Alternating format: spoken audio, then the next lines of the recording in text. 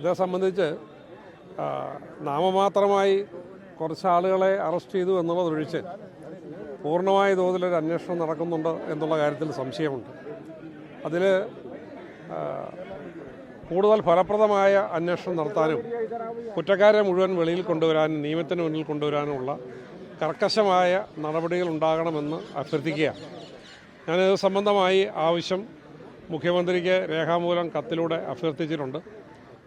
ഇതിൽ യുക്തമായ നടപടി ഉണ്ടാകും എന്ന് പ്രതീക്ഷിക്കുകയാണ്. അതുപോലെ തന്നെ ഈ പരിശീലകരടക്കമുള്ള ആൾക്കാരെയൊന്നും അറസ്റ്റ് ചെയ്യുകയോ കാര്യങ്ങളോ ഇത് സംബന്ധിച്ചുള്ള അന്വേഷണം നടന്നില്ല ആരോപണമുണ്ട്. അല്ല, അതേ സംബന്ധിച്ച് 60ഓളം ആളുകളുടെ പേരുകൾ പുറത്ത് വന്നിട്ട് ഏതാണ്ട് കൈവിരലിലുണ്ടാവുന്ന ആളുകളെ മാത്രമാണ് ഇതുവരെ അറസ്റ്റ് ചെയ്യുകയും ചോദ്യം ചെയ്യുകയും ചെയ്തിട്ടുള്ളത്. അപ്പം അന്വേഷണം വേണ്ടത്ര ഫലപ്രദമായി മുന്നോട്ട് നീങ്ങുന്നില്ല എന്നുള്ളതിൻ്റെ ഏറ്റവും വലിയ ഉദാഹരണമാണ്.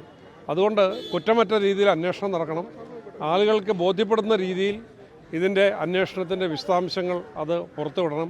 കുറ്റക്കാരെ മുഴുവൻ നിയമത്തിന് മുന്നിൽ കൊണ്ടുവരണം എന്നുള്ളതാണ് അഭ്യർത്ഥിക്കാറുള്ളത്.